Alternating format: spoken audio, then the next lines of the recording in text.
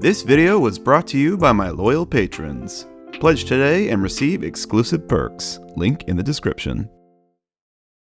Dear Christopher, here is your friend Thomas the Tank Engine. He wanted to come out of his station yard and see the world. These stories tell you how he did it.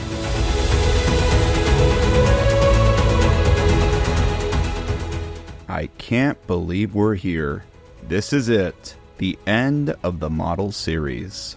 Season 12. The final model era production before Thomas and Friends' full transition into CGI. Season 12 is a rough one, folks. A lot of change occurred this year, but the production behind this season is rather interesting. This season is kind of a time capsule of where Hit Entertainment's priorities with Thomas lied at this time. Is Season 12 the swan song the model era of Thomas deserved, or is it a stain on the franchise's history? Well, let's take a closer look and find out.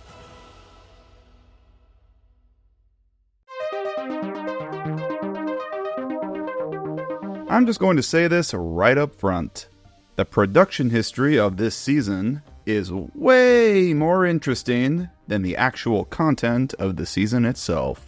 Season 12 is probably the most unique season in all of Thomas and Friends, as it is the only to be a hybrid of two styles. A mostly model production as per usual, but now with CGI brought in to animate the engine's faces, the people, animals, and other embellishments. This was the first time ever in Thomas's history that the world saw Thomas's mouth actually move when he spoke. I've never been on a billboard before. In early 2007, Season 11 had wrapped up production. It was always a part of Hit's plan that would be the final all-model production, and following it, Hit were already dabbling with ideas of how to transition the show into the modern realm of CGI. In June 2007, they met with Canadian animation studio Nitrogen Studios to discuss options.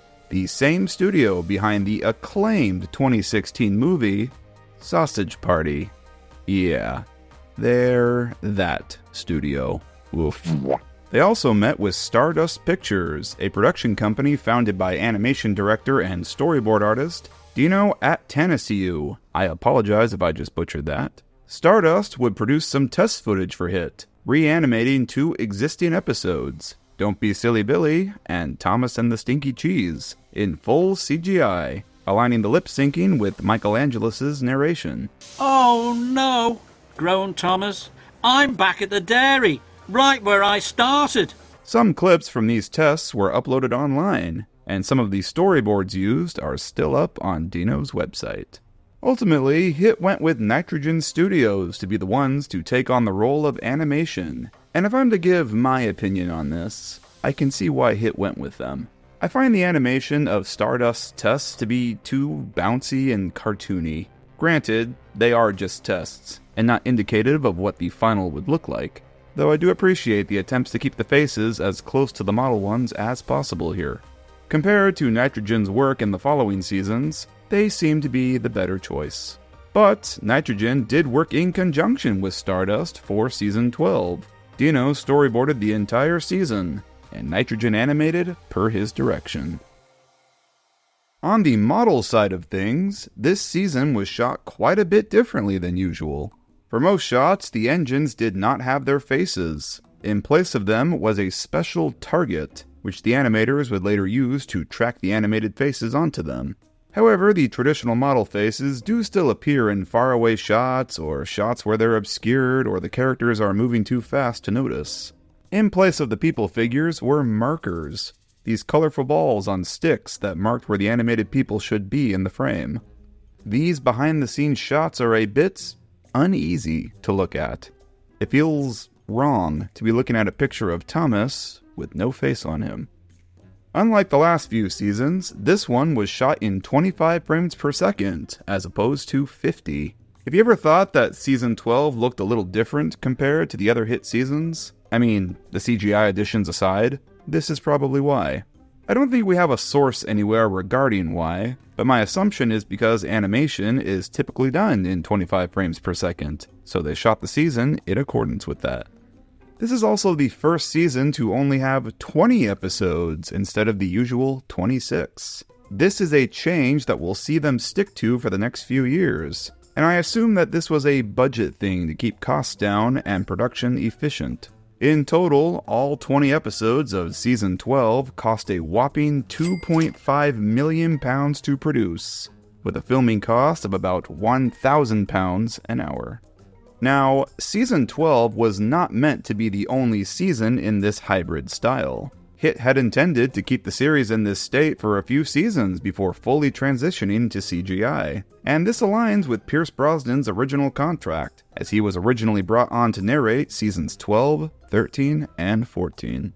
However, tightening finances and the global recession of 2008 skewed plans quite a bit, and all-model production was just too costly to keep going, and the advantages of CGI were just too plentiful to ignore.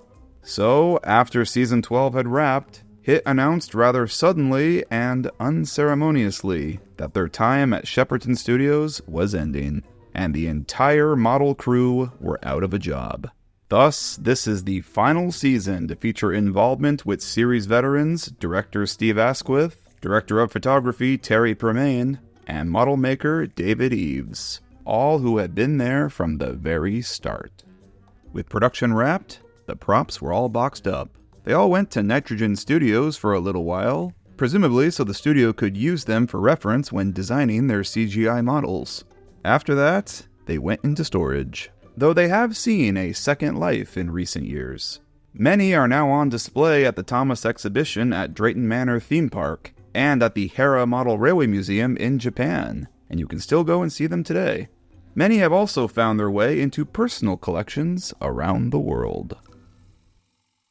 As originally announced in The Great Discovery's marketing, Pierce Brosnan was fully intended to be the new narrator for Thomas starting with that special, taking over from Michael Angelis and Michael Brandon.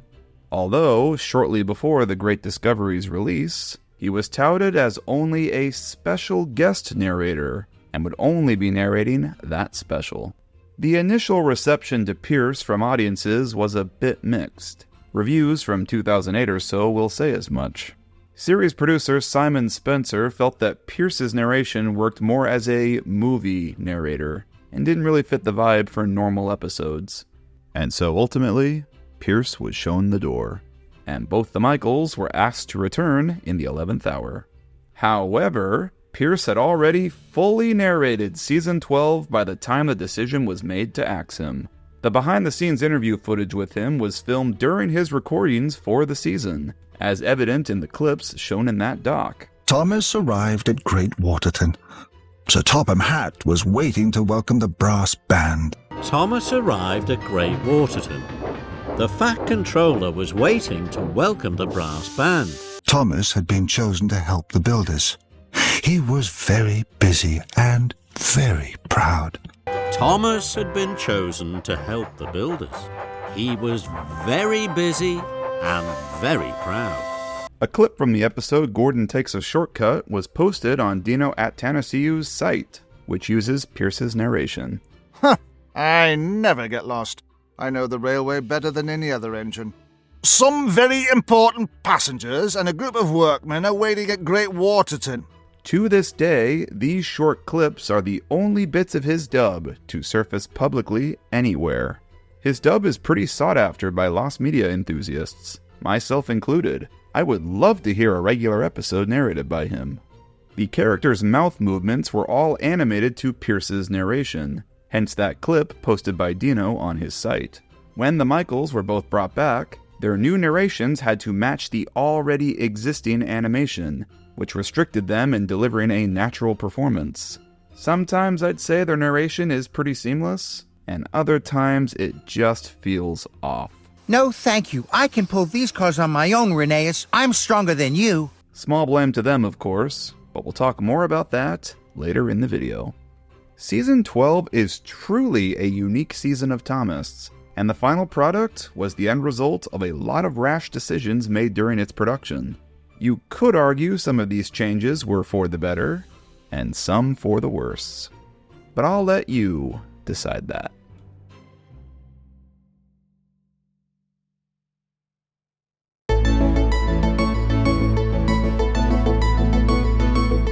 anything else, let's talk about the big subject of discussion with this season. The faces actually move now. I remember when this season first came out in 2008, this was crazy, and the response was pretty good. I think fans were skeptical at first, but once they saw it in action, they were pretty on board with it. I honestly like it too. I definitely don't prefer it to an all-model production, but I think this hybrid style showed a lot of promise, and it was a fine change-up to the series' status quo. It brought a lot more life into the show's visual storytelling, or at least it could have. I'll talk about that in a bit. The characters can now communicate in more ways than the narrator just telling us so. Now they can cross their eyes, or they can have a confused look on their face before making a realization. We can now see flocks of birds flying by in the distance, or have some people making small talk in some corner of the screen. By all means, they were very tasteful in how they incorporated this new medium into the show. However, it was 2008, and by today's standards, the animation here now looks pretty dated, and there are quite a few shots that have not aged well. Sometimes the motion tracking is notably off, like on Stanley here. Notice how his face slightly changes in size as he moves off, and some of that space below his face becomes larger. Sometimes the angles of the faces don't match the prop correctly, like this shot of Toby here. His face is a perfect square while the rest of him is skewed a bit. It just doesn't match. And oh god, this infamous shot of Thomas. The face looks angled while Thomas isn't. I don't know, it's so weird. Sometimes the faces all vary in size. Duck, for instance, is doing his best Kingpin impression with that tiny face of his. Sometimes the color temperature doesn't fully match the scene. The faces all look pretty ghostly in these sunset shots here. I want to give them the benefit of the doubt though. This was new tech at the time, and I'm sure if we got more seasons in this style, it would have improved. But I think that's the unfortunate side effect of this. Implementing CGI into the show does sort of date it visually. Now the old model seasons are all pretty timeless. Those seasons look like they could have been made last year or 30 years ago. But now with CG added, as tasteful as they tried to be with it, it's pretty obvious that what we're looking at is 2008. And as tech continues to improve and improve, this season will only continue to look worse and worse in time. Season 12 is definitely a product of its time. I like how much the animators tried to emulate the model faces this season. That's something that gets lost when we get into full CGI territory next year. Little things like how Thomas's sad expression has a really long mouth, just like his model face, or how Gordon's brow gains wrinkles when he makes an angry expression. I love these little details, and I have no doubt that these exist, all thanks to Dino's storyboards. I don't understand why the faces are animated in some shots, and then not in others. Like, I get it if the characters are really far away from the camera, or they're moving so quickly that you wouldn't notice. But what about shots like this one? Rosie's face is in plain view of us, we can tell it's not animated. Or how about this one? Thomas isn't even moving in this shot, why is it the model face here? But then they'll animate the faces in shots like this one, where we can barely see them, or make out what they're saying. It's not the most consistent. I noticed this year that they use shots of the engines facing away from the camera a lot more than they usually do. Now, when David Mitten and the model crew did this in years past, it was an intentional artistic thing. Hiding the faces from view allowed the engines to feel more like machines when necessary for a scene.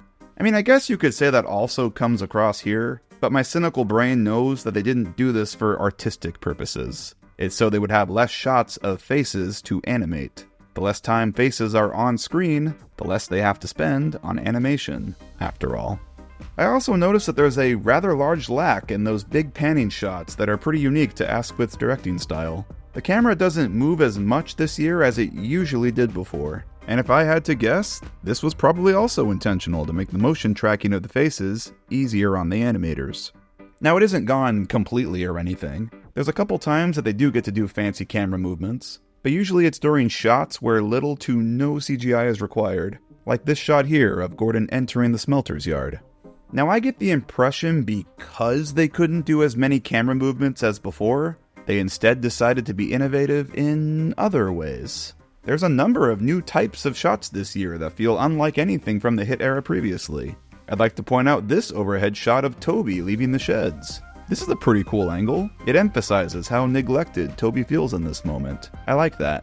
And then there's this awesome Henry POV shot here. This is totally different.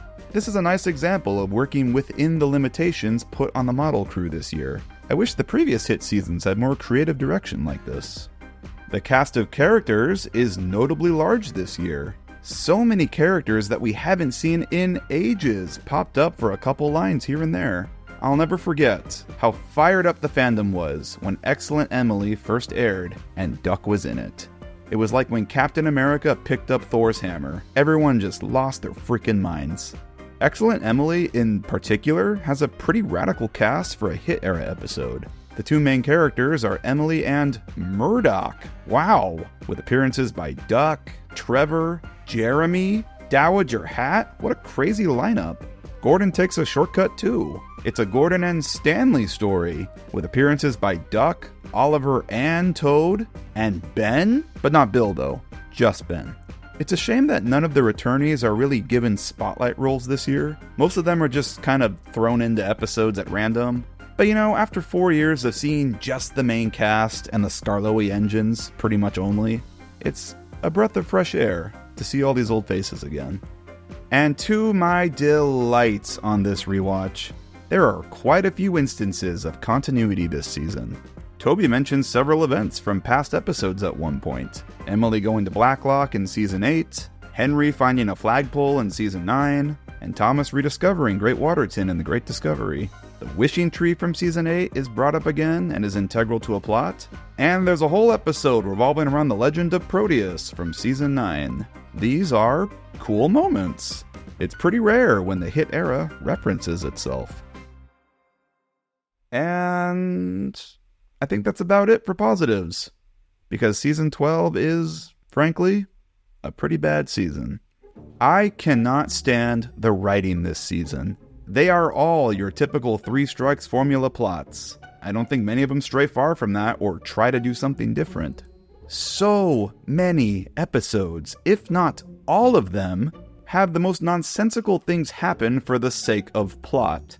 Let's use Steady Eddie as an example. Edward loses the water wheel, and it lands on Gordon's flatbed. So then, it becomes an epic race, and Edward has to beat Gordon to the smelters to add some action into this plot. But, logically, why does he do this? Edward is on the same track as Gordon. Why doesn't he just follow him, or whistle at him to stop?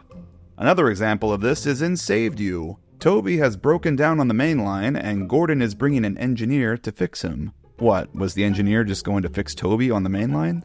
Thomas comes along and tries to save Toby by pulling him off the main line and putting him into a siding. But because the plot needs Thomas to have made a mistake in this moment, this is treated as a bad thing? I rescued you.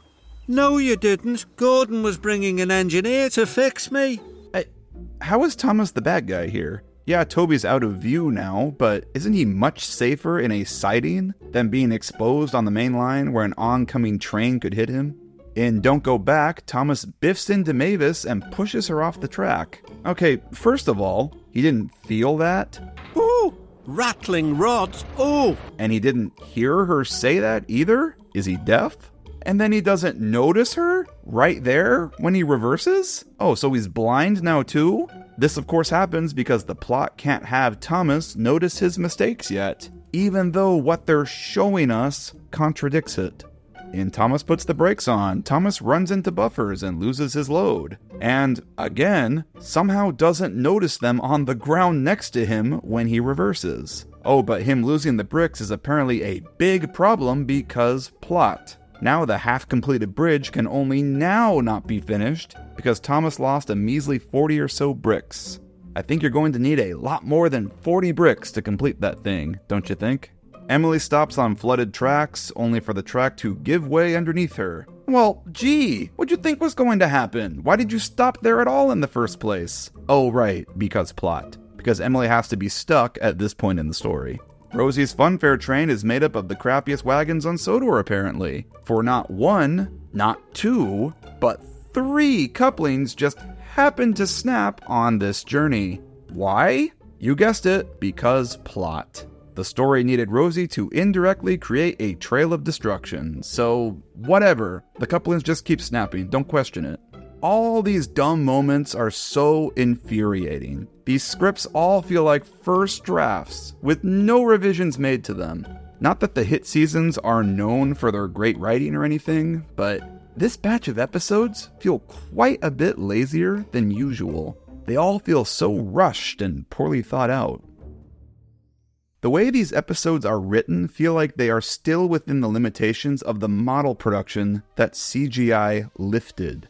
And what I mean by that is that the faces move now. Like, for instance, we can clearly see that Percy is shocked when he sees Thomas is collecting the brass band, and we can clearly see that he's upset about it after. We don't need the narrator to tell us that anymore. Percy saw that Thomas was collecting the brass band. He was very upset. But yet, he still does. Now, I get it in the old seasons, where the faces and the people don't move, so you need that extra narration to explain what they're doing or feeling. But that limitation is lifted now. The characters all now have the ability to react to things in real time. Yet the writing still feels the need to tell us obvious things like this.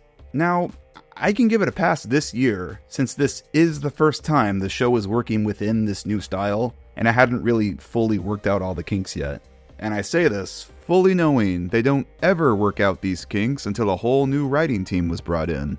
And the next 4 seasons are all still just like this. Thomas looked at his wise friend Hero. He hadn't looked after the bees, he hadn't looked after their hives, and he hadn't taken the woodland track. But he had taken Hero's flowers. Hero, I have been very silly. Oh my god, he just sat and stared for like 14 seconds in silence while the narrator talked. This is so awkward.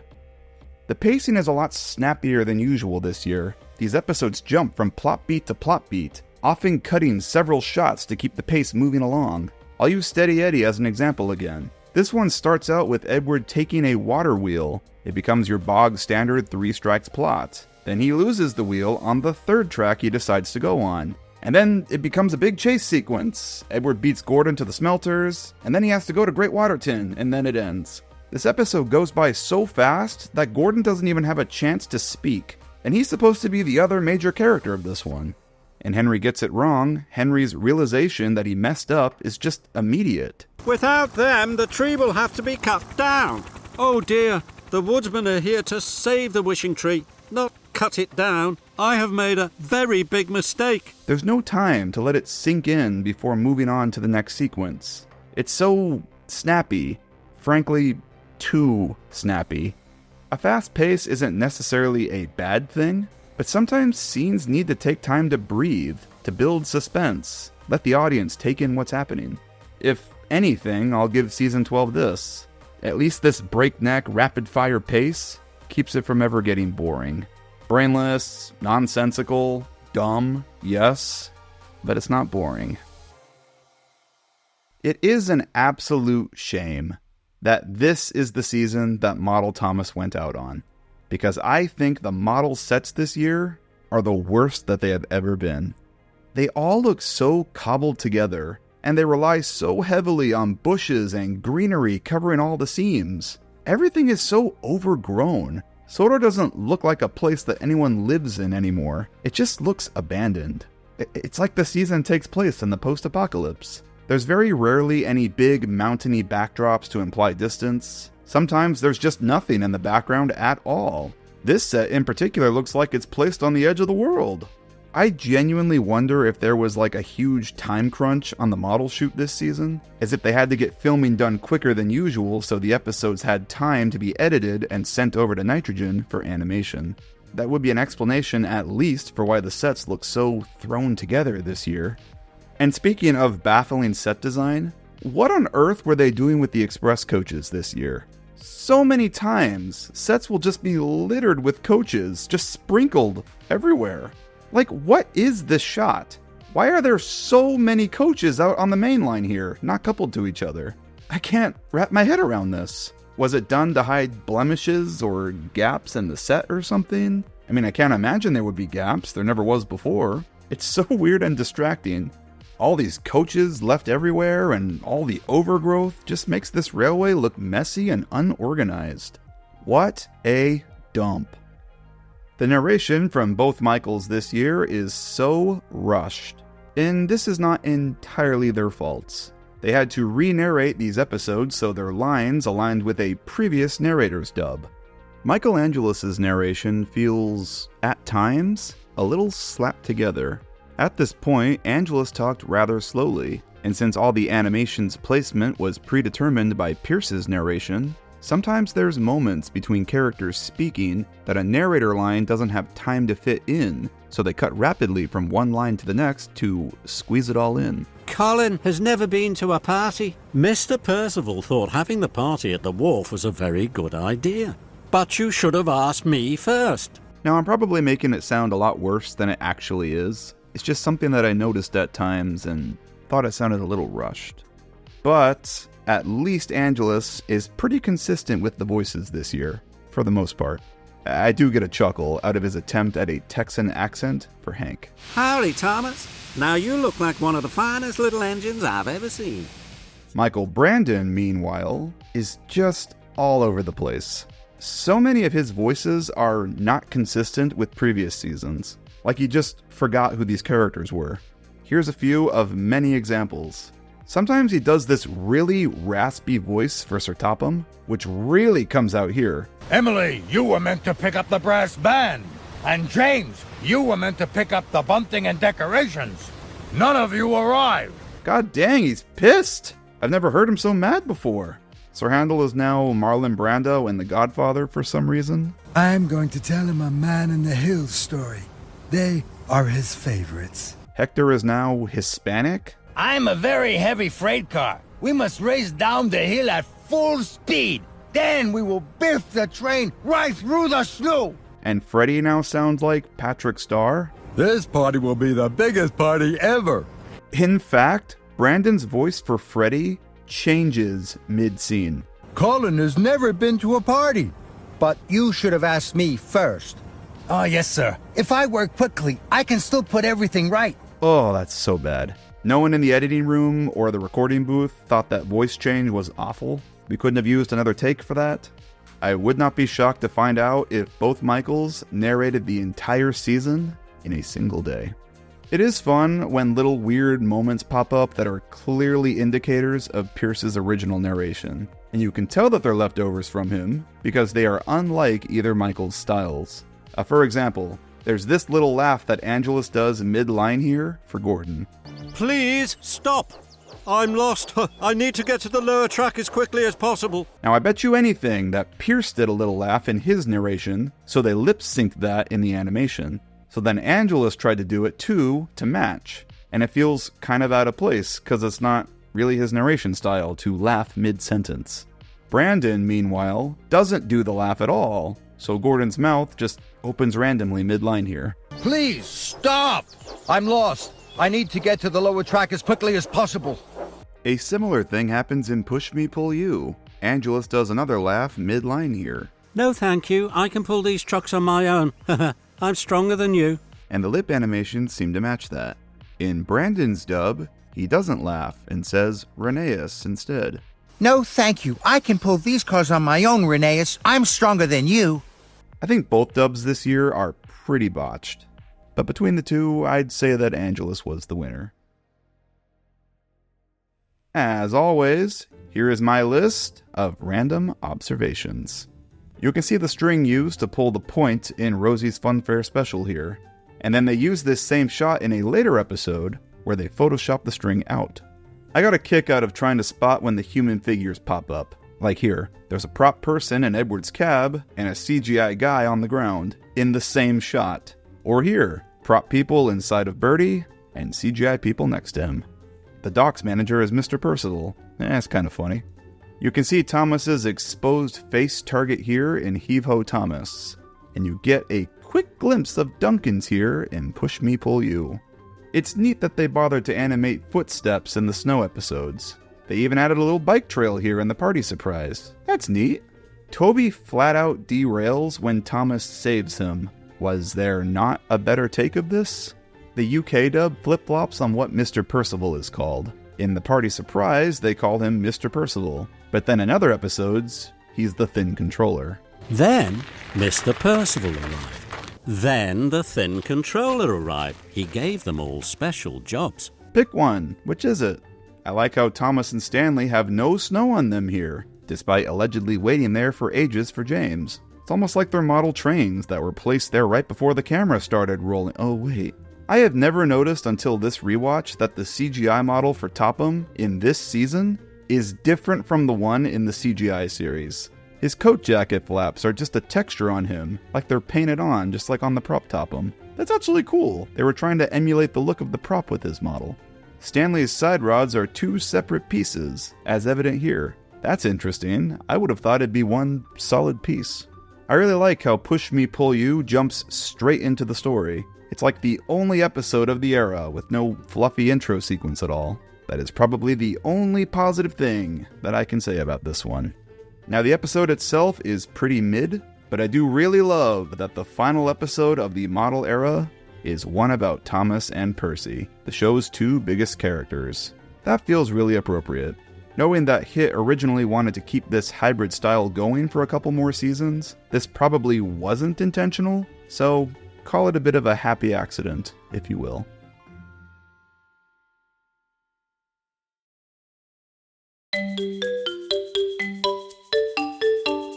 Let's talk about episodes first this time, just to change things up. I think the standout episode this year is Rosie's Funfair Special.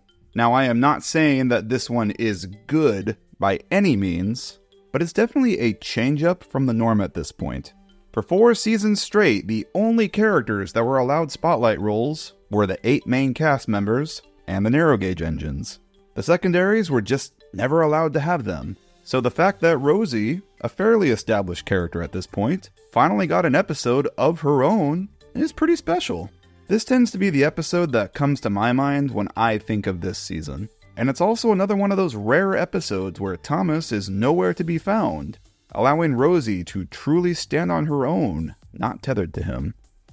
Now I have 2 picks for worst episode this year, and I don't know which is the worst of the 2. So I will let you all in the comments decide. The first is Duncan and the hot air balloon.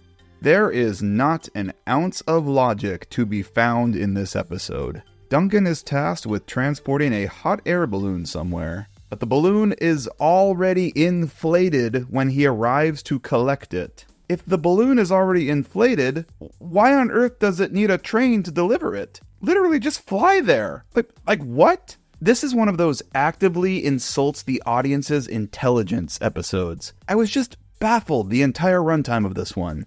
So many weird decisions made with the CGI in this one too. Like, why is Duncan's flag CGI? What was the point of that? Wouldn't it have been way easier and cheaper to just build a quick prop of that, instead of having to animate it for every shot in this episode? Oh, and take a look at this great shot here. Well, yes, Duncan. That would be perfect. I like how we only get to see the back of the guy's head. Was this a time crunch thing so they didn't have to animate his mouth or something? If anything, it's cool that we got to see the hot air balloon again, I guess, but I'm really reaching here. That's the only positive anything that I can say about this one. My other pick is an episode that no one likes. With the variety of opinions on the show and our fandom, I take great solace in knowing that we all collectively agree that Push Me Pull You is awful. This one is just, oh my god, you know what? I can't do this. This one boils my blood. I need a moment to cool off. Trampy, You take over. What? Yeah, I'm tagging you in. You're doing this now. Good luck. What? All right, let's see what this is about. What is this, another Soto's Finest? Or maybe it's good. Wait a minute. I need a break. Talk about Season 12's Push Me, Pull You for the retrospective. Everybody is watching. Are you kidding me? What? No! No! Are you serious? No, I don't think you guys realize. Hi, by the way, I'm Trampy. There are usually no guests in this guy's videos. Like, ever. At least, like, not anymore. Rest in peace, Theo. So, as someone who's known this guy for 4 years, I expect more than to just be thrown in as a shitty cameo to talk about season 12. Anyway, it, let's talk about season 12. So I actually haven't seen this episode in years, so I'm gonna have to rewatch it to gain some actual cohesive thoughts. Maybe it's better than I remember. Holy damn. Wow, that was bad. What happened? How did they let the show get this dry and lifeless? What is wrong with their faces? Why are his pupils so big? So this guy tells Skarloey that a puppet show is coming, and Skarloey asks Mr. Percival if he can take it, and Mr. Percival is like, yeah, what could possibly go wrong? Yeah, this is that point in the show where they had the trains do literally everything that required some sort of transportation. Taking the kids to school? Gonna need Thomas for that one. Sorry, school buses. Taking ice cream from the ice cream factory? Delivering a puppet show display that would probably be safer and quicker by road? Why are you not using the road vehicle you introduced last season for this specific task? Did she die? Skarloey takes away the puppet shit and climbs a big hill. At the top of the hill, he meets Rheneas. And Rheneas is like, hey buddy, that train looks mighty too big boy for you to take. Let me help you with that. And Skarloey is like, no Rheneas, I am a big boy and you are stupid. I could take this puppet show display on my own. And then Rheneas is like, we'll see about that. So what do they do to solve this? They play tug-of-war. That's only just a little bit stupid. A coupling snaps and Skarloey flies down the hill with the entire puppet show display. I don't know what you two thought was gonna happen, but uh-oh! Skarloey can't stop because his brakes won't work. They won't work. They just won't work. Skarloey's flying down the line and uh-oh! He rams into Duncan's train. Oh look, his brakes work now. Skarloey leaves Duncan behind and carries on his way. But uh-oh!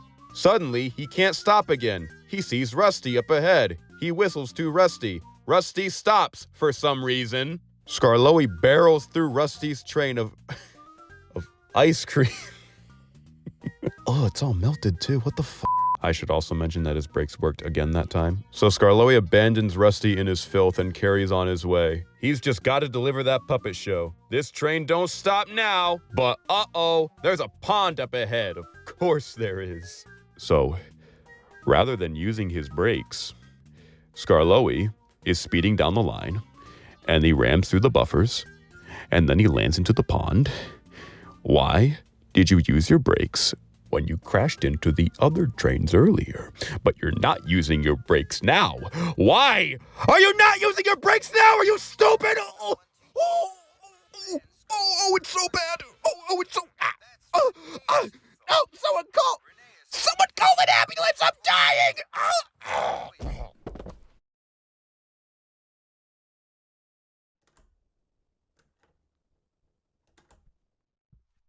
Okay, I'm back. I took a Xanax and I'm cool now. Both of these episodes are just bottom of the barrel terrible. I don't know which is the worst one. Trampy, which one do you hate more? Huh. Well, there you go. Push Me Pull You was so bad it killed Trampy. Guess it's the worst. The sum up is an easy pick. Saved You. I feel like this one sort of embodies everything about Season 12. On the surface, it's a fun one because of its radical cast. I mean, Duck's in it, Donald and Douglas appear, Harvey. Yeah, this'll stick with fans just for that alone. But it also has all the nonsense and complete lack of logic that plagues this season. I just don't get why Thomas is in the wrong for moving Toby to a safer spot off the main line. No logic to be found here. Now, my favorite is hard to say, because I don't particularly like any of the episodes this year. I don't consider any of these to be hidden gems, really. They're all just varying levels of bad. But I guess if I had to pick one, it'd be James Works It Out, just because I thought the James and Hector dynamic was rather nice. It sort of follows up on a dynamic set up last season, and I like that, and I'll talk more about that in a bit. I also think this is one of the few episodes this year that actually looks pretty good. The snow on everything helps hide how bare the sets are, and I like that they added some snow splatter detail on James and the train. It actually looks pretty decent. Gordon takes a shortcut and isn't terrible either.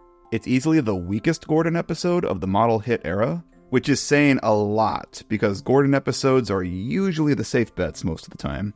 It was neat seeing all those forgotten faces pop up in this one, all sprinkled along what looks like an abandoned branch line. Is that why we haven't seen Duck and Oliver for so long? They were just stuck out here in the boondocks?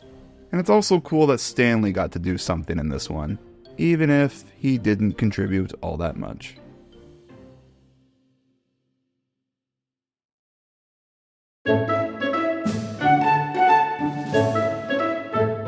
I'm happy to say that the variety of character usage this year was a lot more diverse than the last few seasons. In third place, we have a tie between a ton of characters with only one main role each.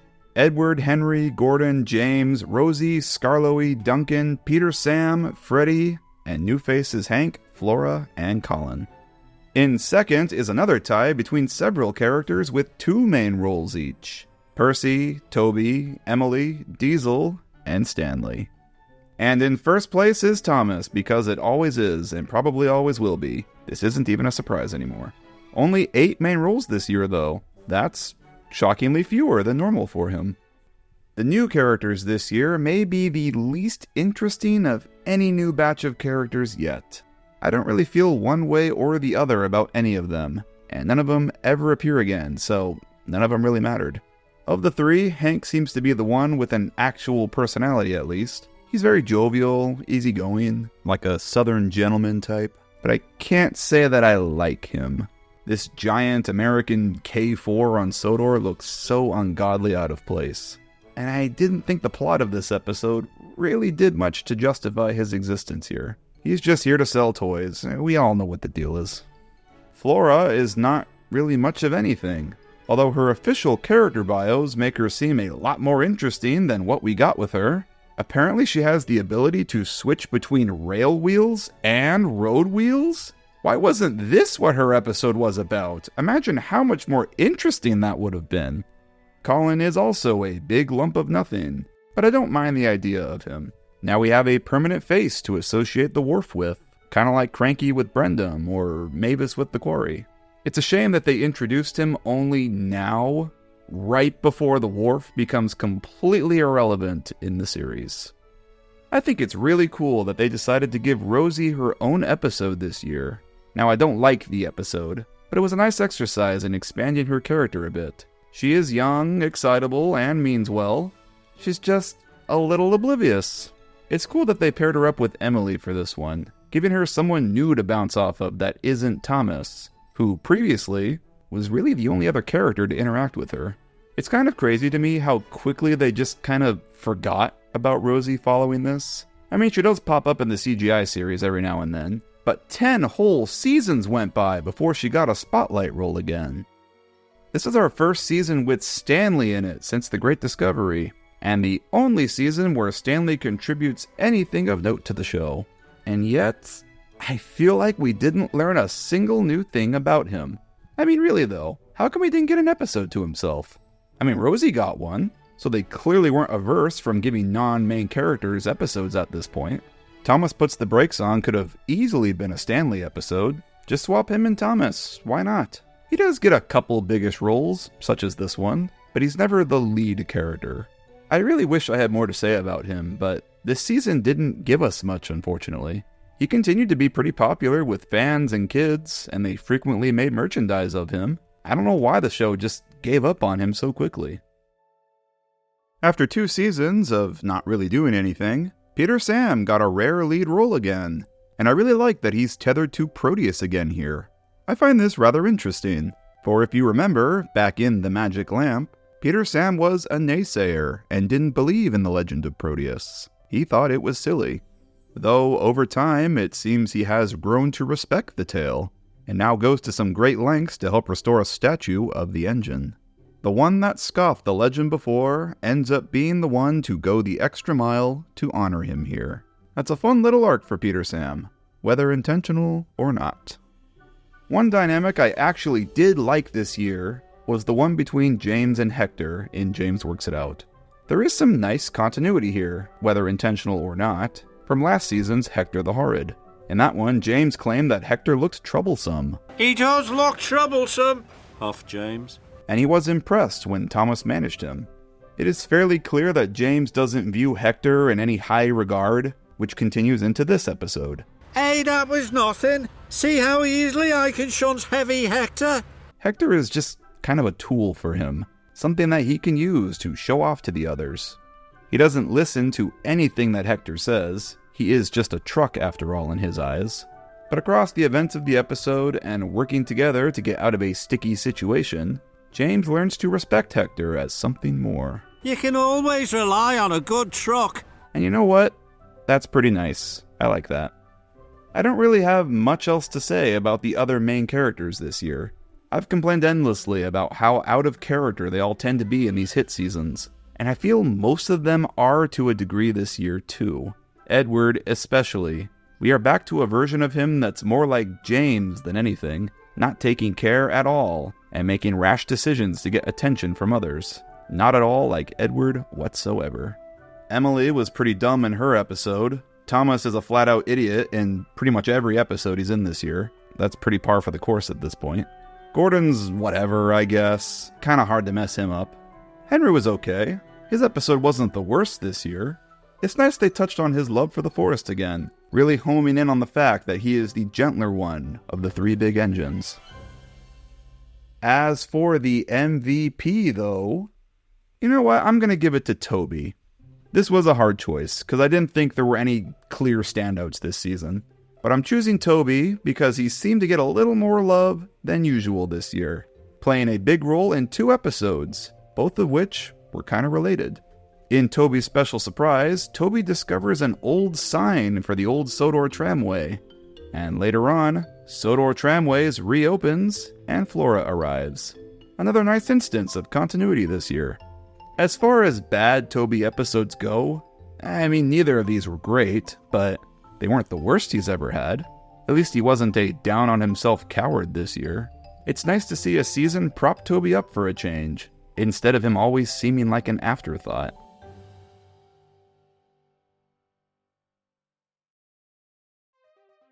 You know, the word I wanted to use to describe Season 12 originally was rushed. But I don't think that fully encompasses it. I thought maybe thrown together or something along those lines, but I'm going to go with disarrayed. There are admittedly some new elements of Season 12 that showed a lot of promise with this new hybrid style, but ultimately the season is let down by a mess of decisions made behind the scenes. The CGI is not the best, and it will continue to become more and more dated over time. The writing of the episodes all feel like first drafts. The drama with the narrators left us with final dubs that are inconsistent and slapped together. The show's priorities were all messed up this year, resulting in a season that feels disarrayed. I have no doubt that if Thomas had continued in this style, they would have worked out some of these kinks. I'm sure the CG and motion tracking would have improved, the narration would be better since the narrators wouldn't have to match their performances to existing animation, etc. But we never got a chance to see what a next season like this would be like, leaving Season 12 as the most unique and isolated season of the whole series. It's a miss, folks. This isn't the swan song that Model Thomas deserved. The Great Discovery was a much better send-off, and I would recommend going to watch that again than bothering with this season. Now, I will say this. I am glad that we had a transition season to ease the world into CGI Thomas. I think without this bridge, the change would have been way too stark. I have many criticisms of how HIT handled Thomas, of course, but something that I do appreciate about them is that their big status quo changes to the show were usually handled with care and were gradual. Emily didn't become a main cast member right away, for example. We got a couple seasons of getting to know her before she joined the mains at Tidmouth Sheds. They never intended to jump right into animating the whole series. They wanted a couple transition seasons before fully jumping in.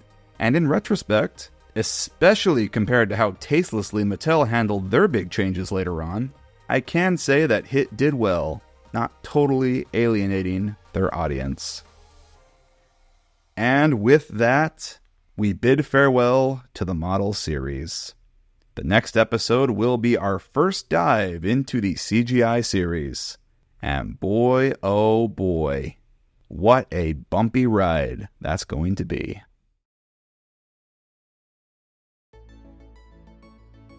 I'm going to again stay on topic this week and recommend Thomas Fan 261's Why Season 12 of Thomas Was Inherently Broken. This is a video essay that digs into the mechanics of why this season of Thomas didn't really work, and all the problems that plagued it.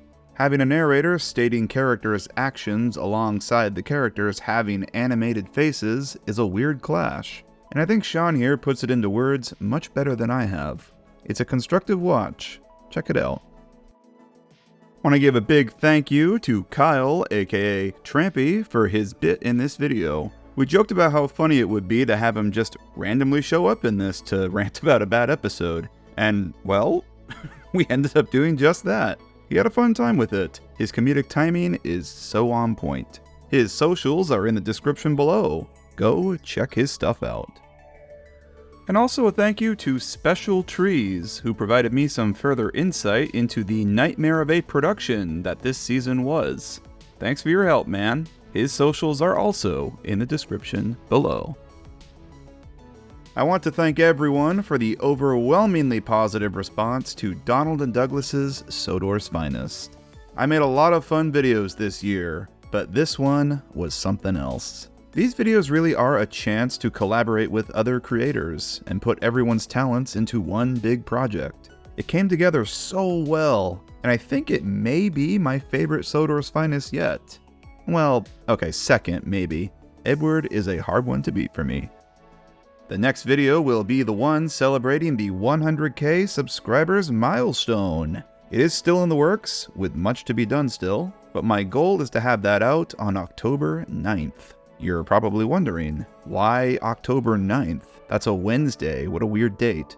Well friends, October 9th is the day Thomas and Friends turns 40 years old. Exactly 40 years since the very first airing of Thomas and Gordon in 1984. This is going to be a very special video, one that's going to be very personal to me, and I won't give away what it's about on just yet.